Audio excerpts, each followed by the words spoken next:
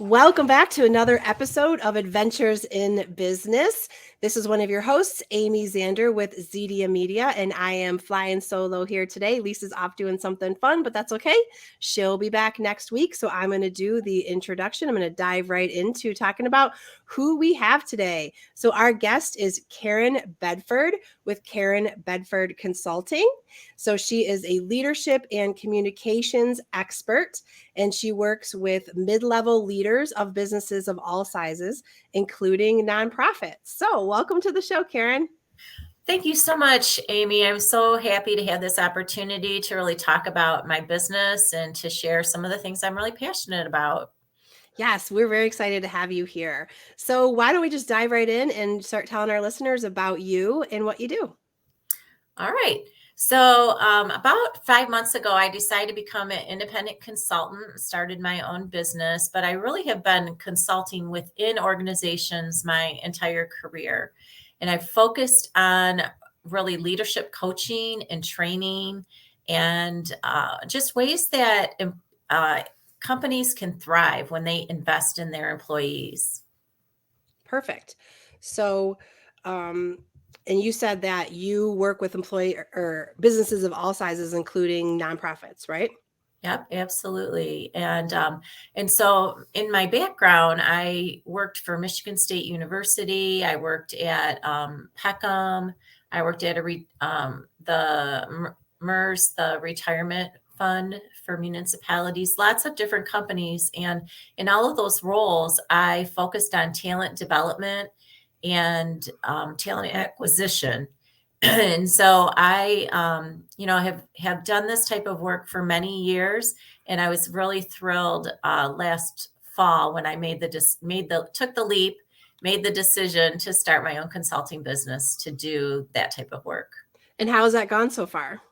It has gone wonderful. I have a lot of clients, people I used to work with, people I've met along the way through my network. I also work with another consulting firm. And so that partnership has really proved beneficial. So I like the learning about being an independent contractor and really being able to venture into working with lots of organizations that I might not have otherwise. Okay. So, if a business is thinking that they might need your services for you to come in and help them and coach them and give them some of these skills, what are some of the things or the pains that they might be experiencing before they realize or when they realize they need somebody like you to come in and help them?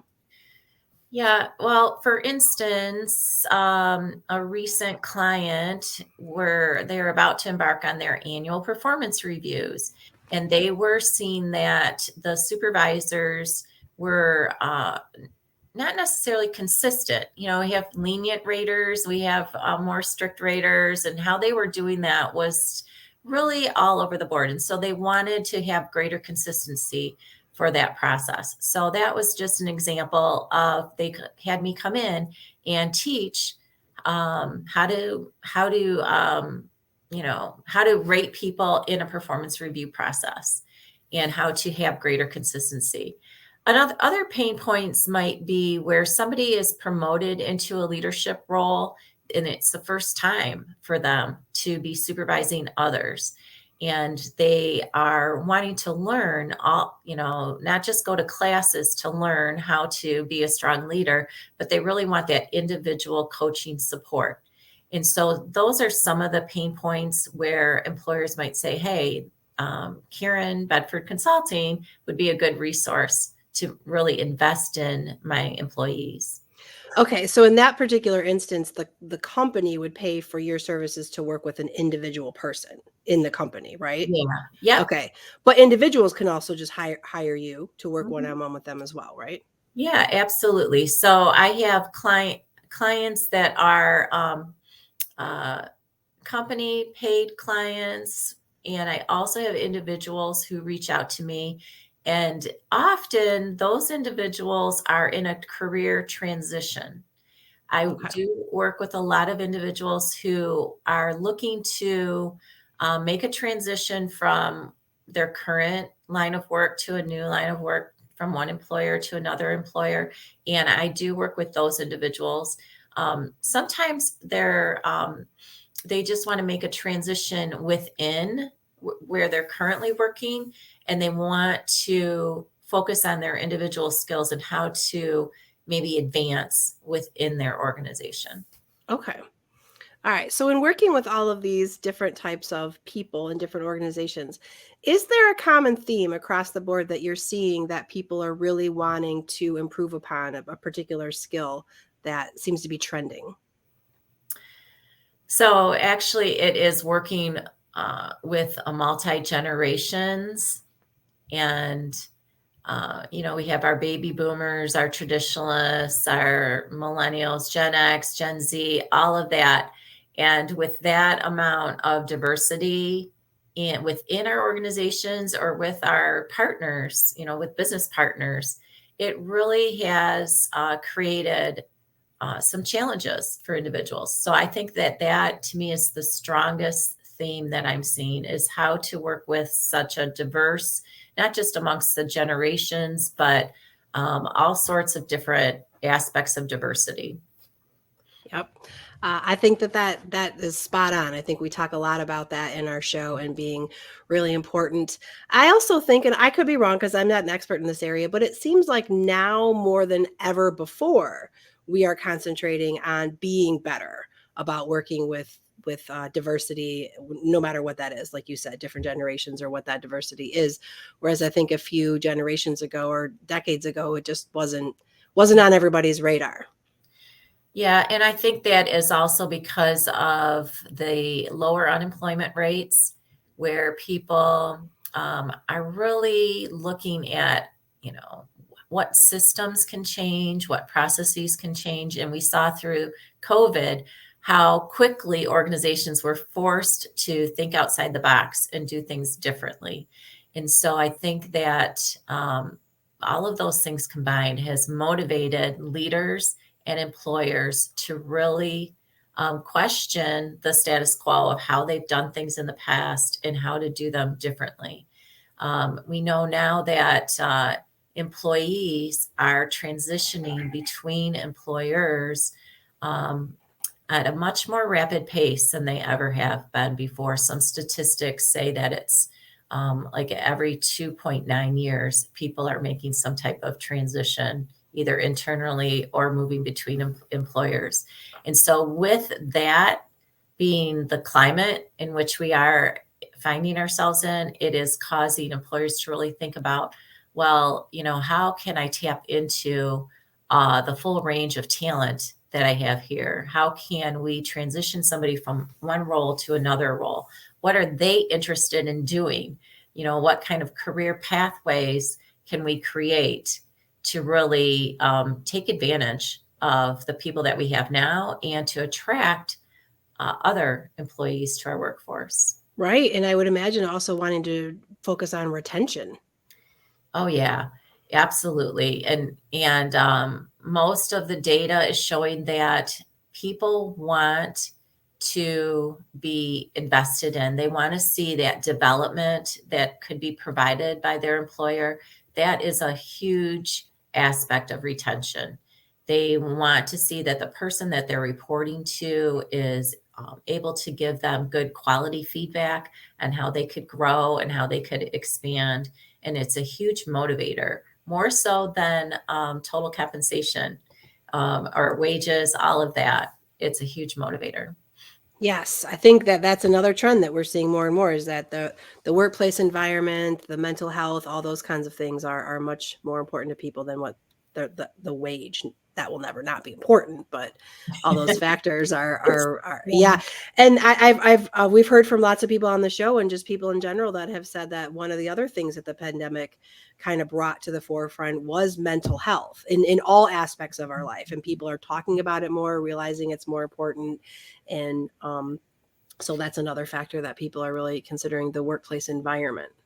Yeah, absolutely. And so having psychologically safe workspaces, working for emotionally intelligent leaders. When I involved with hiring and talent acquisition, I hear candidates time and again They are just done working in dysfunctional, toxic environments, and they want to work at a place where they know that they could thrive and their coworkers are thriving. And Right. so now more than ever, people are like, their mental health is just not worth it to them to, whatever, there's no amount of compensation right now. Mm-hmm. We really are looking at a good, healthy environment in which they can grow, which they can develop and utilize their strengths. Right. Yeah. So now that we've piqued everybody's interest and they've been hearing about some of the things that you do, let our listeners know how they can get a hold of you and find out more. So people can reach out to me at KarynBedfordConsulting.com. They can also email me at just Caryn at KarynBedfordConsulting.com. And they can reach out to me in those ways. And I'm happy to talk to individuals and, jump on a Zoom call or a Teams call, and happy to chat with people about, what their interests are, how they might want to take advantage of leadership coaching or training, and just really what the possibilities are. So for our listeners, just so you know, if you're driving or not watching this right now, Caryn spells her name Caryn. So if you're looking for that, it's Caryn Bedford Consulting. And of course, as always, we'll have the links in our show notes so you can find her that way. Let's take a brief pause right here to hear from our sponsors today. Mid-Michigan business owners, do you have your business and family legally covered with things like a business succession plan, estate plan, a will, or a trust? What about a special needs trust for someone you love? Katrina Hofstetter, founding attorney at Cornerstone Legal, specializes in all of these things. She has in-depth knowledge and a passion for special needs trusts for people who need extra care. If you want to leave money for them but don't want that money to disqualify them from needs-based government benefits, such as Medicaid and supplemental security income, a special needs trust can ensure he or she remains eligible for benefit programs that have an asset limit. Examples of supplemental needs are costs for sitters, companions, and dental or medical expenses not covered by Medicare or Medicaid. Do you have a loved one that requires a special needs trust? Katrina can meet you in person or virtually and can be reached at cornerstonelegalpllc.com or 517-708-2222. Katrina also provides estate plans, wills, probate administration, business planning, and succession. Contact Cornerstone Legal for all of your business or estate legal needs. cornerstonelegalpllc.com or 517-708-2222. Building your foundation, building your confidence, Cornerstone Legal. So, Caryn, if there is a person in a company who feels like they or maybe their bosses or coworkers or somebody in the company could really benefit from your services, but it's not really on the decision maker's radar, what are some things that they could do or say, like some tips on how to kind of broach the topic with the people that would make the decision to hire you? I think that they need to identify what they're thinking training or coaching could do for a return, the return on investment. In fact, that comes up all the time. How will this expenditure of time and money, how will it translate into like better customer service, greater employee satisfaction, higher revenue, all of that? And so I think that it's helpful to, think like the decision maker and think like what's in it for them. How is this investment going to translate into something that's really meaningful for that decision maker? And we have seen this time and time again is that when they do invest in people in this way, it always translates into a positive outcome for that employer. And it does translate into great higher levels of retention for employees, into greater work performance, higher productivity, better quality, all of that. So really focus on what's in it, not just for the person that would like these resources, but what's in it for the entire organization or the decision maker. Excellent.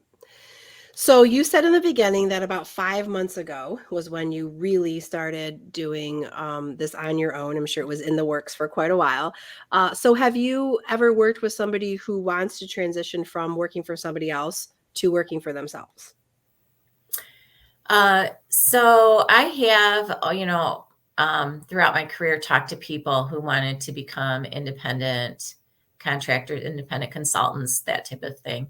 And I always emphasize that people should go after what they're passionate about, but they should go into it with their eyes wide open. Sure.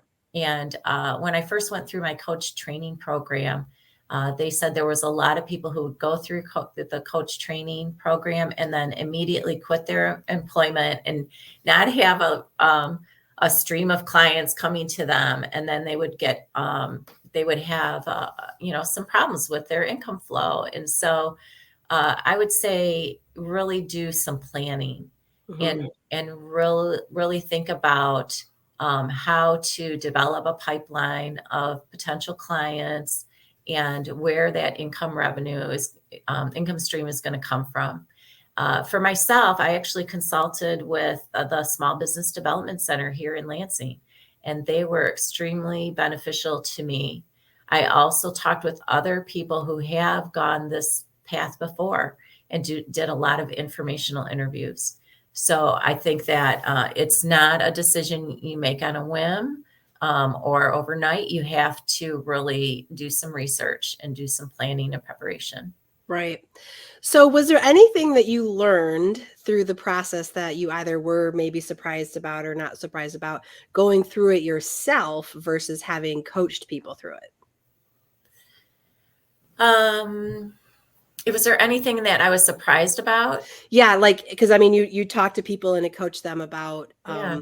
leaving a job and going out on their own, and all the things that you had just mentioned are right and very helpful. But when you were actually doing it yourself, did you get a Mhm. some kind of other insight into it?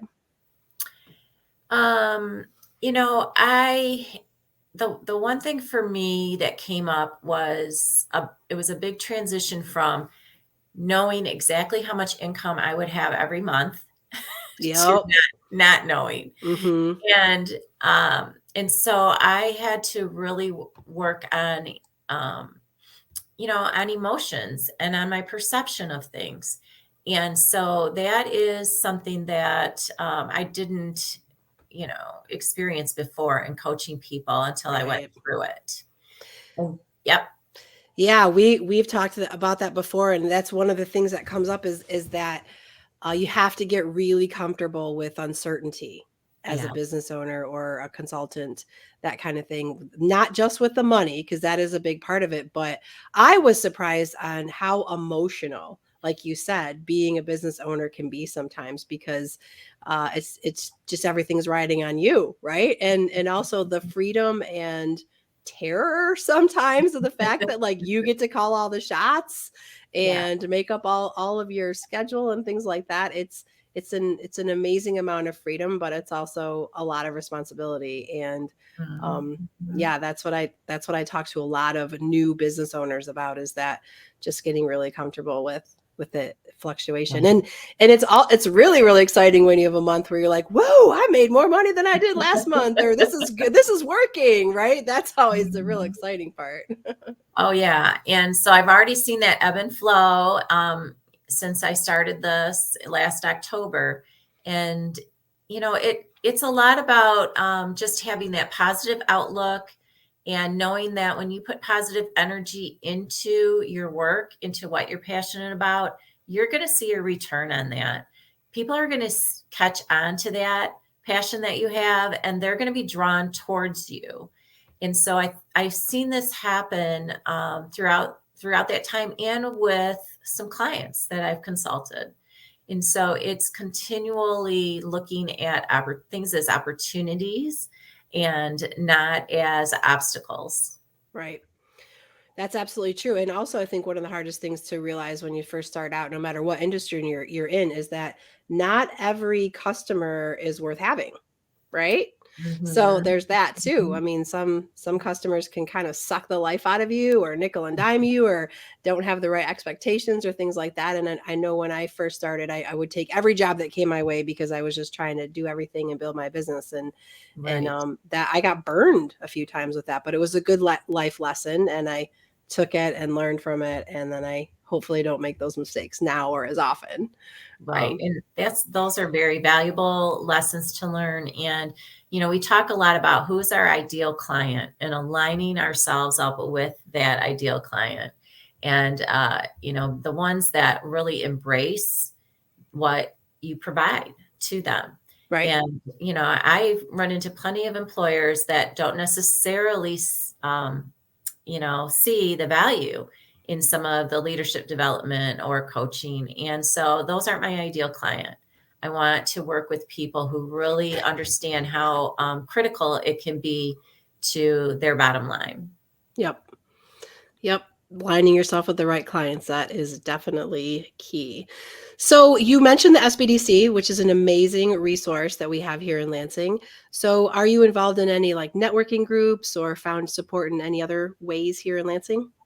Yeah. So since my clients typically are folks in the human resources field, I do network with the Greater Lansing SHRM and we'll go to their events frequently. And that has opened up a lot of other doors to other individuals by going to those events. And I highly recommend that people do that type of networking and get out in the community, go to other events and really meet people that bring those opportunities to you. Right. And for our listeners, explain a little bit about what SHRM is. So SHRMS is there's a national organization, Society for Human Resource Management, and then there's chapters all around the country. And so the national works along with the state and the local chapters to really bring education to human resource professionals and to give them those networking opportunities. Excellent. All right. So we talked about your consulting Mhm. and your coaching, but you also do some workshops, right? Yeah, and so the workshops that I do, I recently became a authorized partner with DISC, and DISC provides assessments that individuals can take to really create some greater self awareness of what their personality style is. DISC also does the 5 behaviors of a cohesive team. They have assessments and workshops that correlate with those. So I frequently am found teaching DISC or 5 behaviors both virtually and in person. And all of these resources help people with their communication skills, help them to effectively work with others and to really accomplish the end goals that they have. So those you'll see me doing those types of workshops, but I also love to do train the trainer. I love working with other trainers and helping them be better at either creating training or delivering training. So just a little bit about the workshops that I do. Okay. So I find things like DISC fascinating for the one reason, like you said, self-awareness. But when I used to work in an office setting before I owned my own business, I don't have the experience so much anymore with DISC because I don't work in a large office anymore. But what I found interesting is not only knowing my own DISC assessment, but if I was going into a meeting with somebody that I was working with, knowing what their DISC was, so that I was like, okay, this is how I communicate, but this is also how this person communicates, and like reviewing that. So I think it's really important in businesses when they do these types of personality um, assessments and things like that, that they share everybody's results company wide and kind of Mhm. start making it part of their culture that like, hey, pay attention to these things. It matters. And your meetings are going to go smoother and your results are going to get better if you are more aware of how that other person Yes. communicates. Yeah. In fact, one of my clients right now, we're going through the series of workshops and they're looking at how it will help them communicate better with each other as well as with their membership. Mm-hmm. and with their board of directors. And, and DISC has recently moved a lot of resources to an online tool, DISC on Catalyst. And you can get in there and you can run comparison reports between yourself and your coworkers. And Oh, yeah. And it's probably the thing that people who've used it have found to be the most valuable. They can identify where others in their organization lie within this the DISC Everything map, and they can run those reports. There's lots of tips in the reports on how to modify your communication style in order to get a better end result in your relationships and your interactions with others. that's fantastic. I would be very curious to Yeah. have access to something like that. Yeah, nice. Cool. So what are you looking forward to in 2023? I'm really looking forward to continuing to build my business as an independent consultant to align myself with my ideal client. I'm doing a lot of networking with people that I have met over the years and with different places I've worked. And I'm really excited about the doors that are opening and the potential to really bring what expertise I have in this regard with communication and leadership. I'm really excited about bringing that to those clients. Excellent. So, what's one thing that people are generally surprised to find out about you? Hmm. Uh, well, what I'd Putting you on like, the spot. yeah. Well, I am really passionate about, transformations. I mean, underneath the training and the coaching is this passion for helping people get to the next level, helping people to really transform from, maybe who and what they did in the past to something new and opening up new doors. But I also think about transformations in regards to home improvement. Okay. So I am an HGTV junkie and All right. and I continually am thinking of different projects, either for myself, my friends, or family, and just different ideas. And I love to do those types of things and get my husband involved too, because he's very handy, and we work on some of those together. Excellent. I love it. Yep, my husband and I work on a lot of home projects too. We have a like 1860s farmhouse, so really old. So it's always needing updating. I can Yeah. imagine. Yeah. Yeah. What project did you do recently that you really loved? So recently was on our mudroom. So we had a closet that was really kind of in the way. Like it made the room smaller, and there's laundry in there too. So we got rid of the closet. We got rid of the boxiness of that, and put up a backdrop on the wall and hooks and a bench, and it just is so much more functional in that room. We did the exact same thing in our mudroom. Yeah, when you walk in the door, there was this closet right in front of you, and it was always Yeah. in the way, and the doors were opening into the other doors and all that stuff. Yeah, so we removed it, put in a bench. We did the same thing. Yeah, That's it's so great. Yeah, funny. I recently saw a picture of it, and I was like, oh yeah, there was a closet there. Yeah, Yeah. yeah, that's cool. All right. So before we wrap up, is there anything you want to tell our listeners that we haven't talked about? And also maybe include a piece of wise advice for somebody who might be thinking about doing a transition or needing your services or just thinking about doing something new.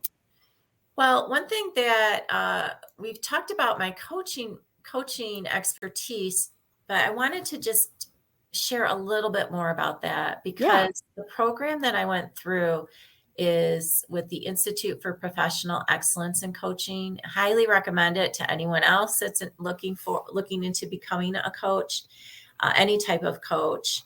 It can be utilized for career, leadership, life coaching, business coaching, anything. But the core foundation of that program is on energy. And they teach you about how your energy impacts you and the people around you. And they talk about 7 different levels of energy. So I utilize that quite heavily in my coaching practice, and it has been like light bulbs go off for people when they can really see and assess themselves as to where their energy is resonating and how it is maybe holding them back from where they really want to go, and how they can maybe release some negative energy so that it opens up new doors for them. So that is really a core foundation of my philosophy, whether it's with coaching or with training or, consulting. Excellent. Yeah. And as far as advice for others, I just really want to encourage people to have that philosophy that everything is an opportunity. Even things that might look like they are obstacles or look like they are setbacks, just to really think about how all of it is an opportunity for you to maybe go in brand new directions that you had never thought possible. But in the end, you'll be able to look back and say, oh, now I get it. Now I know why that happened. It led me to something even greater. Very, very good words of advice for anybody for anybody really, for what they're doing, especially if someone's looking to do something different, branch out, take a leap, that kind of stuff. So, Caryn, thank you so much for joining us on the show. It's been great. I've loved learning more about what you're doing. Well, thank you so much for having me. I really appreciate this opportunity, and I look forward to connecting with all those who might be listening in and want to reach out. Yeah, absolutely. And just to reiterate that, so you can contact Caryn at carynbedfordconsulting.com. Caryn spells her name Caryn. And even if you're just wondering what the heck all this coaching stuff is about, or is this for me, or how this might help me, you can get a hold of her and have a brief conversation and find out more about it. So I encourage all of our listeners to reach out to Caryn and find out more about what she does and how it might be able to help you. So, Caryn, thanks again and have a great day. Thank you. You too. Yep. And thank you to all our listeners for joining us again on another adventure in business. We release new episodes every Wednesday. You can find us at zediamedia.com or wherever you listen to your podcasts. We hope you have a great day. And as always, go out and make it an adventure.